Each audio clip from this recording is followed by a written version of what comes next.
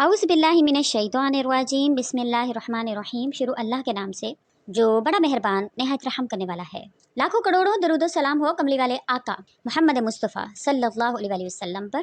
अस्सलामु अलैकुम। आज जो वीडियो लेकर मैं आपकी खिदमत में हाजिर हुई हूँ वो कुरान करीम में नाजिल की गई एक सूरत सूरतुल फातिहा जो कि अजीम तरीन सूरत है, उसकी आयत नंबर 4 यानी इय्याका नअबुदु व इय्याका नस्तईन के बारे में है। इंशाअल्लाह ताला इसका वजीफा मैं आपसे शेयर करूंगी। जो भी इस अमल को कर लेगा अल्लाह के हुक्म से अल्लाह ताला उसके साथ क्या इनाम इकराम का मामला फरमाते हैं, क्या अल्लाह ताला उसको अता फरमाते हैं, इंशाअल्लाह ताला मुकम्मल तौर पर मैं आपसे जिक्र करूंगी। अल्लाह के हुक्म से जो भी इसको जिस भी हाजत के लिए करेगा, ख्वाह वो रिस्क के हवाले से हो या जिस भी मकसद के लिए इस अमल को कर लेगा, अल्लाह ताला उसके हर मकसद को पूरा फरमाएंगे। क्योंकि अल्लाह ताला के कब्जे कुदरत में हर चीज है, अल्लाह ताला कुछ भी कर सकते हैं, अल्लाह हर चीज पर कादिर है। इंशाअल्लाह ताला इस वीडियो को शुरू से लेकर एंड तक जरूर कीजिएगा क्योंकि इसमें मैं एक वाकया भी जिक्र करूंगी जो दाऊद अलैहिस्सलाम के दौर का है। इंशाअल्लाह ताला आपको उसका बहुत फायदा हासिल होगा, अल्लाह के हुक्म से आपके ईमान में इजाफा होगा। तो वीडियो को शुरू से लेकर एंड तक जरूर देखिएगा। वीडियो जिक्र करने से पहले अगर आप हमारे चैनल पर नए हैं या आप मुझे पहली मरतबा सुन रहे हैं तो मेरे चैनल को सब्सक्राइब जरूर कर दीजिए और मजीद अपडेट्स हासिल करने के लिए सब्सक्राइब के बटन के साथ जो बेल नोटिफिकेशन का बटन है उसको जरूर प्रेस कर दे ताकि हमारी हर नई वीडियो आपके पास नोटिफिकेशन की सूरत में पहुंचती रहे। आज का जो वजीफा लेकर मैं आपकी खिदमत में हाजिर हुई वो इय्याका नअबुदु व इय्याका नस्तईन का है, जिसको सुबह शाम में सूरतुल फातिहा की आयत नंबर 4 है। इसको आपने 100 मरतबा पढ़ना है। इसके पढ़ने से आपको क्या फजाइल हासिल होंगे वो मैं आपसे जिक्र करूंगी। पहले मैं आपसे इसका वजीफा जिक्र कर दूं कि इसका वजीफा क्या है, करना आपने क्या है, क्योंकि अक्सर लोगों को शिकायत होती है कि मैं वाकयात या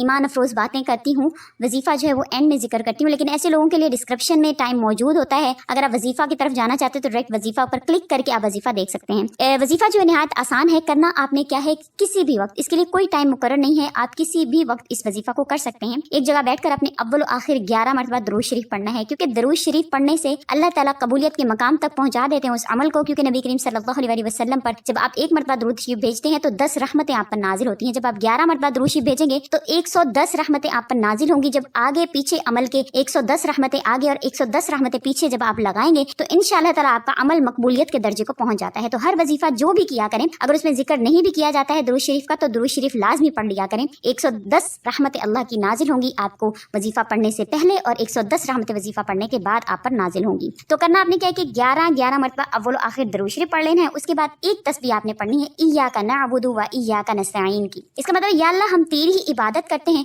और तुझी से मदद मांगते हैं। और अल्लाह ताला को एतराफ बहुत पसंद है अपने बंदे का, बंदा अपनी आजिज़ी दिखाता है और अल्लाह को माबूद हकीकी मानते हुए अल्लाह ताला से हाजात को तलब फरमाता है। जब हाजात को अल्लाह से तलब करता है तो अल्लाह ताला को इंसान की ये आजिज़ी बहुत पसंद है। अल्लाह ताला चाहते हैं कि अल्लाह का बंदा उसके आगे आजिज़ी इख्तियार करके अल्लाह ही से मदद मांगे। बेशक इस दुनिया में आजमाइश के लिए तो भेजा है अल्लाह ने। अल्लाह यही तो देखना चाहते हैं कि हम अगर मुश्किलात में होते हैं तो क्या हम अल्लाह का दर छोड़कर किसी और से भी मांगते हैं या सिर्फ हम अल्लाह ही की इबादत करते हैं और अल्लाह ही से मदद मांगते हैं। अल्लाह ताला यही तो देखना चाहते हैं। मुश्किलात, इंसान पर ऐसे हालात अल्लाह ताला तभी भेजते हैं जब अल्लाह ताला हमें आजमाना चाहते हैं। हर एक पर आजमाइश आती है तो ऐसे वक्त में डट के खड़े रहना और सिर्फ अल्लाह की इबादत करना और अल्लाह ही से मदद चाहना, यही असल मोमिन जो है वही होता है जो मुश्किल हालात में भी अल्लाह की रस्सी को मजबूती से थामे रखे और अल्लाह ही के आगे झुके और अल्लाह ही से मदद मांगे। तो आपने इस आयत को 100 मरतबा पढ़ना है। जब इंशाअल्लाह 100 मरतबा इस आयत को पढ़ेंगे तो दिल में इस आयत पर भरपूर यकीन करते हुए आप इस आयत को पढ़ेंगे। आप अपने दिल में ये महसूस करेंगे वाक़अतन या अल्लाह मेरा तेरे सिवा कोई नहीं है, या अल्लाह मैं तेरी ही इबादत करता हूँ और सिर्फ तुझी से मदद मांगता हूँ। या अल्लाह मैं दर दर का दरवाजा नहीं खटखटाता, मेरे पाक परवरदिगार एक दर का दूर होकर रहता हूँ। या अल्लाह मैं दर दर नहीं फिरता, दर दर फिरूंगा तो लोग मुझे धुतकारेंगे। या अल्लाह मैं सिर्फ और सिर्फ तुझी से मदद मांगता हूँ। इस चीज का एतराफ करते हुए अपने रब के आगे जब आप झुकेंगे तो अल्लाह की कसम कोई भी दुआ ऐसी नहीं होगी जो आपकी कबूल ना हो, कोई भी हाजत ऐसी नहीं होगी जो आपकी रद्द कर दी जाए, कोई भी हालात ऐसे नहीं होंगे जो आपसे दूर कर दिए जाएं। अंबिया कराम वाला तवक्कुल अपने अंदर लाइए, सहाबा कराम वाला तवक्कुल अपने अंदर लाइए कि वो सिर्फ और सिर्फ अल्लाह की जात के आगे झुके। अगर उनको कोई परेशानी भी पेश आती रही, आग में भी डाल दिया गया, उन पर परेशानियां भेजी गई, औलादें उनसे दूर कर दी गई, बचपन में ही माँ का इंतकाल हो गया, पैदाइशी यतीम थे, लेकिन अल्लाह पर ऐसा तवक्कुल था कि उनको यकीन था कि जब हम हाथ उठाएंगे या अल्लाह से मांगेंगे तो हमारा अल्लाह इस चीज पर कादिर है कि वो हमें अता कर सके। आपने इसी یقین کے ساتھ اللہ سے مانگنا ہے۔ انشاءاللہ تعالیٰ میں 100% یقین کے ساتھ آپ کو کہتی ہوں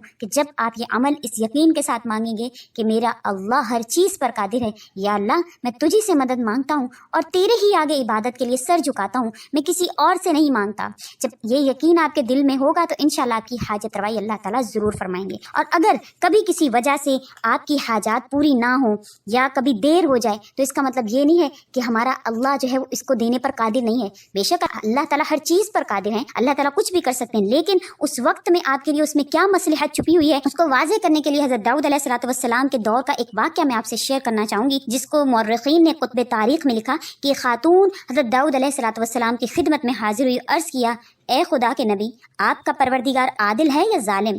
حضرت داؤد علیہ السلام نے فرمایا تیرا ناس ہو، اے خاتون تو کیا بات کر رہی ہے، رب تعالیٰ تو سراسر انصاف ہے اور ذرا برابر بھی کسی پر ظلم نہیں کرتا۔ پھر اس سے پوچھا تم ایسا کیوں کہہ رہی ہو، تمہارا قصہ کیا ہے؟ اس عورت نے اپنا قصہ بیان کرنا شروع کیا، اے خدا کے نبی، میں ایک بیوہ عورت ہوں، میری 3 بچیاں ہیں جن کی پرورش میں اپنے ہاتھ سے سوت کاٹ کاٹ کے کرتی ہوں، میں دن بھر اور بعض اوقات راتوں کو جاگ کر سوت کاٹتی ہوں۔ گزشتہ روز میں اپنا کاٹا ہوا سوت ایک سرخ کپڑے میں باندھ کر اسے بیچنے کے لیے بازار جانا چاہتی تھی تاکہ اس کی آمدنی سے بچیوں کے کھانے کے لیے کچھ بندوبست کر لوں، لیکن اچانک ایک پرندہ مجھ پر ٹوٹ پڑا اور سرخ کپڑے کا ٹکڑا جس میں نے یہ سوت باندھ رکھا تھا اسے گوشت کا ٹکڑا سمجھتے ہوئے لے اڑا۔ میں یوں ہی حیرت و باز ہاتھ ملتے رہ گئی۔ اب میرے پاس کچھ نہیں تھا کہ اپنے بچیوں کے لیے اس کو بیچ کر اپنے بچیوں کے لیے کچھ لا سکوں۔ ابھی وہ خاتون اپنی داستان بیان کر رہی تھی، اتنے میں آپ کے دروازے پر یعنی حضرت داؤد علیہ السلام کے دروازے پر دستک ہوئی۔ حضرت داؤد علیہ السلام نے آنے والے کو گھر میں داخل ہونے کی اجازت مرحمت فرمائی۔ اجازت ملتے ہی یکے بعد دیگرے 10 تاجر اندر داخل ہوئے، جس میں سے ہر ایک کے ہاتھ میں 100 دینار تھے۔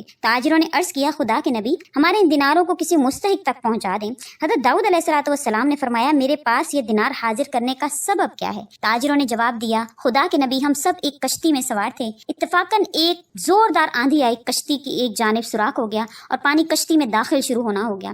موت ہمیں نظر آ رہی تھی، ہم نے نظر مانی اگر حق تعالیٰ شانو ہمیں اس طوفان سے نجات دیں تو ہر شخص 100 دینار صدقہ کرے گا۔ اب پانی کشتی میں تیزی سے داخل ہونے لگا، ہمارے پاس کوئی چیز نہیں تھی جس سے ہم اس سوراخ کو بند کر سکیں۔ ادھر ہم نے نظر مانی، ادھر رب تعالیٰ نے ہماری مدد کا بندوبست کر دیا۔ ایک بہت بڑا پرندہ منڈلاتا ہوا کشتی کے اوپر آ گیا، اس کے پنجے میں ایک سرخ رنگ کی پوٹلی تھی، اس نے دیکھتے ہی دیکھتے وہ پوٹلی کشتی میں ڈال دی۔ ہم نے لپک کر اس پوٹلی کو اٹھا لیا، اس میں کاتا ہوا سوت تھا، ہم نے فوراً اس سے کشتی کا سوراخ بند کیا اور ہاتھوں سے کشتی کے اندر کا پانی نکالنا شروع کر دیا۔ تھوڑی دیر میں وہ طوفان بھی تھم گیا اور یوں ہم موت کے منہ سے واپس آئے ہیں۔ اب یہ صدقے کی رقم آپ کے ہاتھوں میں ہے، آپ جسے چاہیں اس کو دے دیں۔ یہ قصہ سن کر حضرت داؤد علیہ السلام اس عورت کی طرف متوجہ ہوئے اور فرمایا تیرا پروردگار تیرے لیے بحر و بر میں تجارت کر رہا ہے اور تو اسے ظالم گردان رہی ہے۔ پھر آپ نے وہ دینار اس کے حوالے کیا اور فرمایا جاؤ اسے اپنی بچیوں پر خرچ کرو۔ ایسا نہیں ہے کہ آپ کو کوئی حاجت آپ کی وقتی طور پر اسی وقت پوری نہیں ہوتی تو اس کا مطلب یہ نہیں ہے کہ اللہ تعالیٰ آپ کے لیے وہ چیز دینے پر قادر نہیں ہے۔